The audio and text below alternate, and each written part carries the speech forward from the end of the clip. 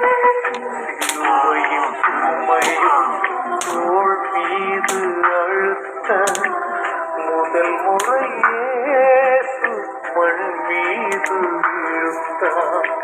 சிலுவையும் சுமையும் தோள் மீது அழுத்த முதல் முறை இயேசு மண் மீது விழுந்தார்.